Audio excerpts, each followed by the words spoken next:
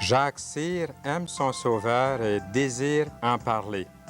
En 1979, Dieu a vraiment répondu à l'une de ses prières les plus chères. Il est accompagné de son fils Martin. Mesdames, Messieurs, bienvenue à l'émission Toute la Bible en parle. Après l'entrevue, vous aurez le plaisir de revoir Lynn Deslandes chanter un témoignage d'affection envers son Seigneur. Nous avons une brochure à vous offrir intitulée « Croyance ou foi ». L'auteur, Gaston Racine. J'aimerais lire quelque chose dans ce petit livre de Gaston Racine. Je vais l'enlever d'ici, justement, pour pouvoir... J'ai parlé souvent de Gaston Racine. Il est né en Suisse en 1917, de descendante huguenote. Il se convertit à l'âge de 14 ans, où il eut une vision particulière de l'unité des chrétiens. Arrêté en pleine jeunesse par la maladie, il apprit à l'école de la souffrance à renoncer à ses plans et à ses projets les plus chers pour se soumettre à la volonté de Dieu. Alors, croyance ou foi? Je pense qu'un peu plus tard, au cours de l'émission, j'aimerais vous lire au moins le premier et deuxième paragraphe de cette petite brochure intitulée « Croyance ou foi ». C'est gratuit, il vous suffit d'appeler dès l'instant pour le recevoir. Il y a aussi le Nouveau Testament en français courant que nous aimerions vous offrir. C'est avec les compliments de la Société biblique canadienne. Vous allez voir à la fin, il y a une adresse et armez-vous d'un bout de papier, d'un crayon et notez bien l'adresse à la fin pour commander le Nouveau Testament en français courant. Bonne nouvelle aujourd'hui. Il est à vous. Il vous suffit tout simplement d'en faire la demande. Maintenant, ça fait déjà un bout de temps qu'on n'a pas eu Jacques Cyr ici à l'émission Toute la Bible en parle. Il est déjà venu, il n'est pas étranger à cette émission. Ils ont fait même, à un moment donné, une émission avec une marionnette et puis Martin en faisait partie. Bienvenue à l'émission Toute la Bible en parle, père et fils. Et dites-moi ce que vous faites en ce moment. On va commencer avec Martin. Martin, sûrement, à l'âge de 14 ans, là, aujourd'hui, c'était l'école. Oui. Qu'est-ce qui s'est produit à l'école aujourd'hui? Bien, on a commencé notre session d'examen. Puis on a eu un examen de français puis un examen de géo. Puis, bien, la journée était à moitié, puis tout ça. Et puis, tu étais le premier... Ouais. Bien, j'ai été dans les premiers à finir l'examen. À finir l'examen, mais Ouais. pas le premier à avoir le succès des résultats d'examen. Ça, c'est à venir. Ouais. On n'a pas encore eu les résultats. On va les... Et puis, Jacques, raconte-nous un peu ce que tu fais comme travail, toi et ton épouse. Je peux pas t'arrêter plus. Moi, je travaille dans des chandelles. Bien, je fais dans la cire. Je fais des cierges. J'ai déjà vu ça dans des expositions, Oui.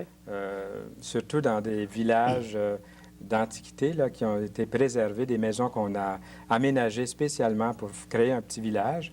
Et puis, est-ce que c'est un peu comme ça qu'on fabrique les chandelles, mais ça doit être à la moderne? Il y a des machines qui sont modernes, il y a des machines qui sont anciennes pas mal. Là. Comme dans mon coin, la plupart des choses que je fais, c'est pas mal à la main. Oui. Sauceur d'ailleurs. Là. Et puis ton épouse, Pauline? Elle travaille dans les lampes. Alors, vous êtes vraiment dans la lumière, vous Dans autres. la lumière, toutes les deux. Jésus a dit, « Je suis la lumière du monde ». Et racontez-nous comment vous viviez, parce que je sais qu'il y a 6 ou 7 ans, vous êtes venu témoigner, c'était tout nouveau à l'époque. Et j'aimerais que vous nous racontiez un petit peu comment vous viviez avant d'avoir l'Évangile chez vous, de la lire, de la vivre surtout. Comment ça se passait? Comment tu vivais, toi, Jacques? Je vivais une vie comme plusieurs personnes aujourd'hui. Quand tu vis sans espérance, en tout cas c'était mon cas, je me posais vraiment la question, qu'est-ce que je faisais ici, dans ce monde, puis où est-ce que je m'en allais, puis je regardais alentour de moi, puis tout était artificiel. J'essayais d'avoir des vrais contacts, mais moi-même, j'avais la misère à me comprendre. J'étais comme artificiel aussi, puis assez jeune, 14, 15, 16 ans, j'ai commencé à prendre un coup fort. Oui. Puis la bière, bien, ça est devenu mon ami. À chaque fois que j'avais des problèmes, quoi que ce soit, je m'évadais là-dedans. Puis plus que je vieillissais, plus que c'était pire, que c'était grave. Puis en dernier, j'étais rendu alcoolique, c'était dans mes veines. Quand tu buvais comme ça, Jacques, est-ce que tu étais porté à être mauvais, à être méchant, dur? La plupart du temps. Surtout quand je prenais du fort, là, que je mélangeais. Là. Je cherchais le trouble. Je me battais souvent dans des tavernes. Tu buvais beaucoup? Ouais, fier à bras, tireur de poignet, puis tout ça. Puis, tu sais, ça revirait toujours en chicane. Puis, j'étais un gars vraiment... j'avais aucun sens à ma vie. Qu'est-ce que ça t'apportait, tout ça? Est-ce que tu te sentais bien dans tout ça ou comment tu réagissais? Non, je me sentais pas bien. J'essayais toujours de m'évader là-dedans.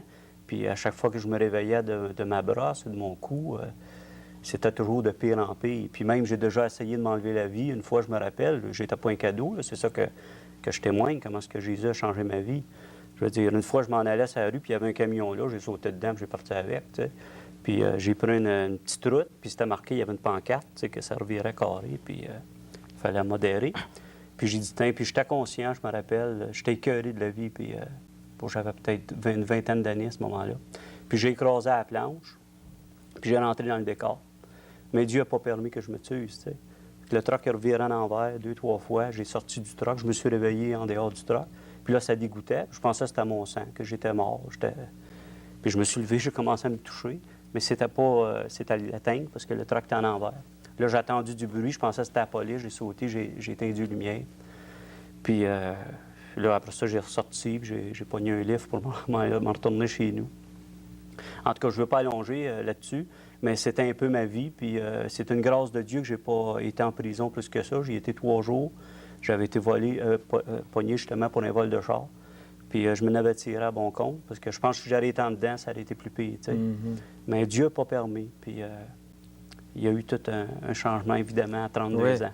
À 32 ans, puis ça, c'est arrivé à peu près vers l'âge de 22-23 ans. Oui. C'est l'escapade. Qu'est-ce qui s'est produit là, dans votre vie, dans votre famille? Là? Tu vivais comme ça, les fins de semaine, tu buvais, tu dépensais ton argent. Ouais. Et ça devait se ressentir chez ton épouse beaucoup, la déception. Est-ce que Martin se souvient de ces moments-là? Ou... Peut-être un peu, oui. Ben, j'étais jeune, j'avais 3-4 ans à ce moment-là. Mais je me souviens, oui, il buvait beaucoup, puis tout ça. Puis, des fois, il y avait des amis qui venaient, puis ça faisait du bruit assez tard, tout ça, là, de la misère à dormir. Ça veut dire que tu as vu un changement chez ton père. Oui. Comment ça s'est produit, Jacques? Les gens vont être très intéressés à savoir. Vous êtes des gens ordinaires, puis Dieu a dû certainement aimer les gens ordinaires. Il y en a tellement créé. Ouais. Hein, la majorité de la population mondiale est composée de gens ordinaires, donc il les aimait, puis il en a fait en masse. Hein? Ouais. Alors, qu'est-ce que c'est qui est arrivé un jour en 1979? Là? Comment ça a commencé tout ça? OK. Disons qu'on a été élevés dans une famille quand même qui avait une certaine croyance. Puis on nous avait dit qu'il y avait un Dieu.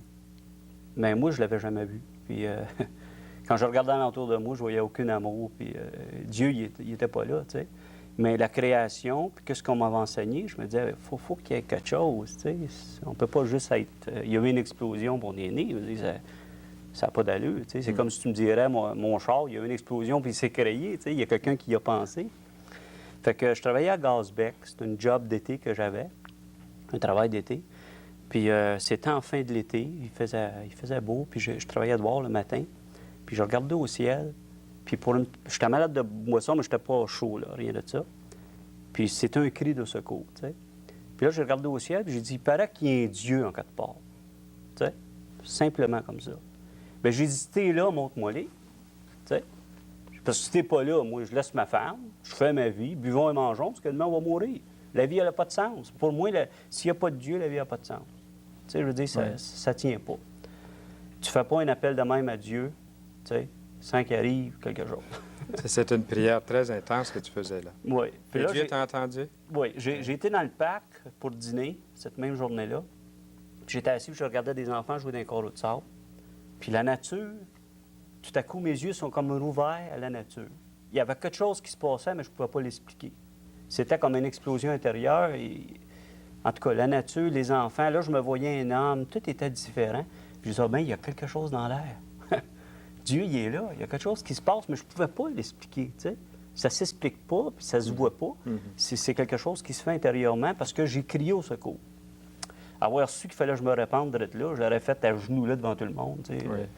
Mais je n'avais pas de connaissance de la Bible comme telle, mais il paraît qu'il y avait un Dieu, fait que je me suis adressé à lui. Fait que là, j'ai arrivé chez nous le soir, j'ai dit, Pauline, on ne se séparera pas. J'ai dit, je vais descendre de 24 à 12 à 6 à rien. Puis j'ai dit, on va lâcher de fumer. Puis Qu'est-ce je que ça vois veut- du bien ça. Qu'est-ce que ça veut dire, 24 à... 24 billets, une caisse de 24, une caisse de 12, 6 billets à rien. Je savais déjà que, dans mon cas, il y en a qui ont été libérés instantanément. Dans mon cas, c'était graduellement. Alors, tu dis ça à Pauline, là. J'ai dit ça à Pauline. Ouais. Puis j'ai dit, en dernier, on va dire notre prière à la table. Ah, Joe, tu m'as déjà dit ça, tu sais, parce que souvent, j'ai fait des promesses, jamais tenues. J'ai dit, là, Pauline, c'est vrai. Puis ça a pris 1 an, pas tout à fait et demi. Tout s'est accompli exactement comme ça. Puis c'est tout à travers ça qu'on cherchait puis qu'on a vu toute la Bible en parle. C'était la première fois que je voyais une émission chrétienne. Gloire à Dieu pour ça. Puis c'est de là qu'on a eu notre premier Nouveau Testament, qu'on a connu les premiers chrétiens. Notre vie a été transformée. Est-ce que c'est juste, il y a une rumeur ou dans ce temps-là qui courait, que Serge Lafrance, qui est le pasteur, qui était à l'époque le pasteur au groupe biblique de la Rive-Sud à Longueuil, il faisait des visites, il allait visiter les gens qui en demandaient une visite, et puis il s'est présenté chez vous, et puis que tu l'aurais pris par le veston comme ça, puis tu aurais dit, rentre ici, enfin, c'est ce que je veux entendre. Oui. Ça, j'ai entendu parler de ça. Oui. Bien, on a appelé parce que TBP disait que vous offriez un Nouveau Testament, puis nous autres, on n'en avait pas. J'ai dit, Pauline appelle. Puis c'est là qu'ils ont dit, si vous voulez avoir la visite des chrétiens, vous avez juste à nous le dire. Fait que nous autres, on voulait connaître des chrétiens, tu sais. Bon, on va s'arrêter ici pour toi, puis on va commencer avec Martin, parce que Martin, il était très jeune à l'époque.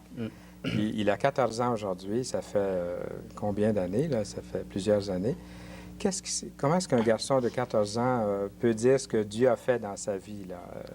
Qu'est-ce qui s'est produit à l'époque, toi? Comment est-ce que tu as accepté le Seigneur dans ta vie? Ben, j'ai vu le changement que mon père a eu, tu sais, parce qu'il buvait beaucoup, puis il a arrêté comme ça.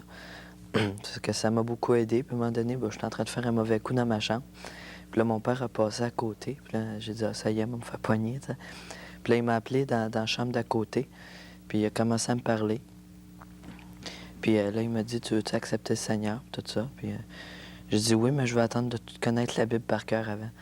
Que là, ben, tu sais, il était un peu découragé, mais il m'a expliqué que lui, il la connaissait pas par cœur. Puis il avait accepté Jésus pareil. Que... Mais j'ai dit OK, puis j'ai répété après lui la prière de repentance. Puis c'est à ce moment-là que j'ai accepté le Seigneur. Puis depuis ce jour-là, comment vis-tu, toi, ta Bible, ou comment vis-tu Jésus dans ta vie? Comment ça se traduit pour un garçon, tout ça? Tu suis les réunions? As-tu un culte personnel? Oui, mais... Qu'est-ce qui se passe quand tu lis ta Bible, toi? Est-ce que tu suis un livre ou tu fais quelque chose? Ben là, oui, j'ai l'Explorateur que je prends tous les matins. L'Explorateur, c'est un livre pour les jeunes qui t'aide à lire la parole à tous les jours. Oui. Ben, tu as un enfant, là, il te donne une référence dans la Bible, puis après ça, tu as une explication. Puis tu aimes ça? Oui. Qu'est-ce que tes chums pensent de ça? Tes amis pensent de ça? Ils sont pas vraiment au courant de ça parce que je veux pas quand même y aller trop raide à l'école pour témoigner tout ça. Puis, est-ce que ça t'arrive de témoigner quelquefois? Oui, cette semaine, j'ai témoigné à un de mes amis, Manuel Gauvart. Veux-tu nous raconter un peu comment ça se passe quand tu témoignes à un garçon de ton âge comme ça? Ben, c'est ça. J'ai commencé à y parler de... Ben, ça a commencé à cause du prof de religion qui avait parlé de la Bible et tout ça. Puis en tout cas, il avait dit que la Bible, c'était pas vrai. Tu sais, il y avait des affaires fausses là-dedans. Que là, j'ai ramené ça sur le sujet à l'heure du dîner. Puis j'ai commencé à y témoigner comme ça. J'y ai parlé. Moi, je vois une assemblée. Puis je l'ai même invité. Puis j'ai dit, il faut t'accepter Jésus dans ton cœur. Puis il avait l'air tu sais, il niaisait un peu, là, mais en tout cas, il a compris ce que j'ai voulu dire. Qu'est-ce que tu aimerais faire, toi, Martin, quand tu seras... On demande toujours ça aux jeunes. Qu'est-ce que tu vas faire quand tu vas être grand? Puis tu es déjà assez grand, hein? Je t'ai vu tantôt debout. Qu'est-ce que tu vas faire quand tu vas être plus vieux, plus âgé? Peut-être, j'aimerais ça, soit aller technicienne électronique ou peut-être en musique, là, musicien. Je sais pas. Avec la dimension de Dieu dans ta vie, je suis certain que tu vas bien réussir. Et est-ce que tu nous as raconté là, le moment précis où toi, tu as accepté le Seigneur dans ta vie? Tu as conduit Martin au Seigneur, mais tu l'avais fait toi aussi, ça, naturellement, pour pouvoir conduire quelqu'un d'autre au Seigneur. La première fois que je l'ai faite, c'est le même soir que j'ai eu cette expérience-là. Le soir, je me suis couché, puis j'ai confessé à Dieu mes péchés. Il les a pris, tes péchés. Oui, par ignorance dans un sens. Je ne savais pas que la Bible disait, si tu confesses tes péchés, direct à Dieu. Là. Mais j'ai confessé à Dieu, j'avais un fardeau, je te demande pardon pour mon passé, puis je veux vivre pour toi. Puis je me suis senti seul de mon lit. Oui. Tu sais, c'est comme si Dieu aurait dit, tiens, je te pardonne tes péchés, puis j'ai senti un gros poids s'enlever dessus moi. Est-ce que Pauline avait connaissance de ça, elle? Elle voyait tout ça, là, parce qu'elle cherchait sur son bord, Pauline. Tu sais. Elle est venue plus tard. Oui, un petit peu plus tard. Oui. Mais elle cherchait elle aussi, tu sais, on cherchait tous les deux. Même elle savait poser la question, c'est-tu tel groupe, tu sais, qui a raison? Elle cherchait vraiment, tu sais. Est-ce que le Seigneur t'a enlevé le goût de boire? Est-ce Oui, que des oui. fois, ça revient, ça, le goût de boire, Mm. une fois qu'on a arrêté comme ça? Ouais. Quand Ça- tu te retrouves avec des amis, par exemple? Ça m'a pris 1 an et demi à peu près, même pas 1 an et demi pour être délivré. J'étais 6 ans sans rien toucher. C'était comme Dieu me montrait que c'était une vraie délivrance, là. Puis la 7e année, j'ai pu aller à une place, j'ai pris un petit verre de vin, 2 petits verres, 2 petites coupes là, de vin en mangeant. Puis à l'occasion, quand il fait chaud, l'été, un bon verre de bière, ça fait du bien. Puis c'est pas défendu, c'est l'abus qui est pas correct. Mais à cette heure que je suis guéri, je peux prendre un verre de bière. Tu es guéri. Oui. Puis à qui tu donnes la gloire? À Dieu, c'est évident. Ce n'est pas ta bonne volonté, Je ta n'avais pas force de de volonté. caractère? Je n'avais pas de volonté. Il fallait absolument que ça vienne de Dieu. Tu sais. Je n'avais pas cette force-là. Je sais qu'il y en a parmi vous qui vont être contents d'entendre ça, même un peu étonnés de voir que tu ne faisais pas partie d'aucun groupe, là, à ce moment. Absolument pas. Un groupe de tempérance quelconque. Non. Toi, tu attribues ça entièrement. C'est Alors, Dieu qui m'a donné la force, la la délivrance. Puis aujourd'hui, autant j'ai aimé les faits, je tiens à le dire, autant à mes cœurs. Ouais. Fait que je me méfie. Je prends un petit verre de vin, OK, c'est beau, c'est bon. Ça donne comme un petit calmant, mais t'es sain d'esprit, t'es bien. Puis c'est ça que j'aime à cette heure. Tu sais, puis c'est à l'occasion. Tu sais, j'ai plus besoin de ça dans ma vie. Là, tu sais. C'est bon de t'entendre dire ça, Jacques. Quelle délivrance le Seigneur t'a donnée. Ouais. Et tu veux continuer comme ça. Absolument. Je voulais demander quelles furent les transformations, mais après avoir entendu ce que c'était avant, les transformations sont très évidentes. Mais j'aimerais demander la question d'une autre façon. Est-ce qu'il y a déjà des gens qui vous ont rencontré après, puis ils ont dit, mais qu'est-ce que c'est qui vous est arrivé, vous autres, vous êtes différents? Est-ce que ça arrive des fois que quelqu'un te voit dans la famille, des proches? Mhm. Est-ce que tu peux raconter comment Ouais, ça s'est produit? Si c'est... Ils m'ont posé la question, puis je leur témoigne que c'est le Seigneur qui m'a transformé. Mais la plupart dans ma famille, en tout cas, on n'est jamais prophète chez nous. Ils trouvent ça dur un peu à avaler. Ils veulent pas. Ils disent, ben, toi, ça te prenait ça, toi, tu avais de la volonté. Puis je leur dis, j'avais pas de volonté. Mais ils ont de la misère à croire que c'est Dieu qui m'a délivré, tu sais. Mais moi, je le sais à 100 que c'est Dieu, tu sais, puis je continue à leur dire. Vous avez apporté votre Bible avec vous. Est-ce que... On a à peu près une demi-minute. On n'a pas beaucoup, mais est-ce qu'il y a quelque chose que vous auriez aimé lire, un verset ou que je lise pour vous peut-être? Quelque chose que je lise pour vous, que j'aurais pu partager avec les auditeurs. OK. J'avais emmené ce petit... Je ne sais pas si j'ai le temps de tout lire ça. C'est pourquoi est-ce que tu aimes ça ici? C'est parce que moi, je vois le monde un peu à la dérive, Oui. si je peux dire. C'est concernant le Titanic, hein? Oui. Il y a une phrase ici, les gens du Titanic avaient dit « Dieu lui-même ne pourrait pas le faire couler ». Et tu as souligné qu'ils ont compris trop tard, même lorsqu'on a dit il faut sauver nos vies, il faut partir. Aujourd'hui, il est encore temps d'échapper. L'Évangile de la grâce est prêché. Nous supplions pour Christ, soyez réconciliés avec Dieu. Merci beaucoup de votre témoignage. Nous revenons à la fin de l'émission pour le mot de la fin, justement. Et je me tourne vers vous pour vous annoncer de bonnes choses. Nous avons toutes sortes de choses à vous offrir. Et tout à l'heure, je n'ai pas eu beaucoup de temps, peut-être, ou pris le temps de le faire. Et j'ai même perdu. Est-ce que tu voudrais me donner, Jacques, le Nouveau Testament ici, qui n'était pas devant moi, et que j'aimerais vous montrer encore une fois? C'est le Nouveau Testament qui s'appelle « Bonne nouvelle aujourd'hui ». Et c'est un Nouveau Testament écrit en français courant, compliment de la Société biblique canadienne. Vous n'avez qu'à écrire pour le recevoir. Et si ça va à la grosseur, là, il y a 626 pages, 27 livres dans le Nouveau Testament. Il y a des dessins à l'intérieur, il y a des illustrations pour nous aider à saisir le message de l'Évangile. Je vous invite à faire la demande du Nouveau Testament. N'oubliez pas d'écrire, vous verrez l'adresse à la fin de l'émission. Nous avons aussi le petit livre de Gaston Racine qui est gratuit. Vous pouvez téléphoner pendant l'émission. Celui-là, vous pouvez téléphoner pour le recevoir. L'autre, la condition, il faut écrire. Croyance ou foi. Et j'ai beaucoup aimé le début de ce petit livre qui dit « Je pense n'offenser personne si je souligne ici que nous vivons en des jours où la plus grande confusion règne dans le monde, aussi bien dans le domaine politique que religieux. » Demandez cette brochure « Croyance ou foi ». Il nous fait vraiment plaisir d'accueillir Lynn Deslandes. Aimeriez-vous connaître celui qui peut vous aider à surmonter vos obstacles? Eh bien, Lynn Deslandes est là et elle va pouvoir vous en parler. Elle aime son Sauveur. Elle a un message à nous transmettre. Lynn Deslandes, nous vous écoutons.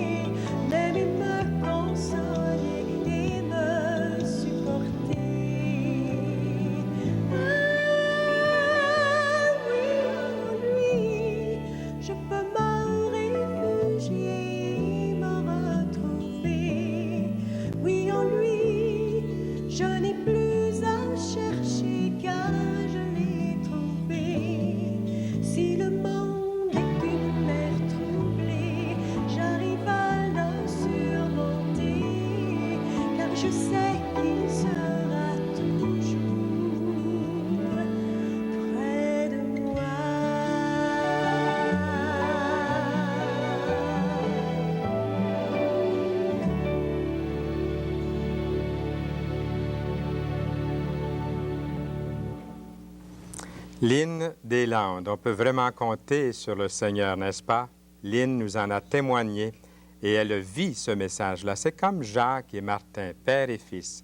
Ils ont accepté le Seigneur Jésus-Christ dans leur vie et plusieurs années après, la transformation qu'ils ont connue sans société de tempérance, c'est bon les sociétés de tempérance, je n'ai rien contre, nous n'avons rien contre ces sociétés-là, mais eux donnent la gloire entièrement à Jésus-Christ. N'est-ce pas, Jacques?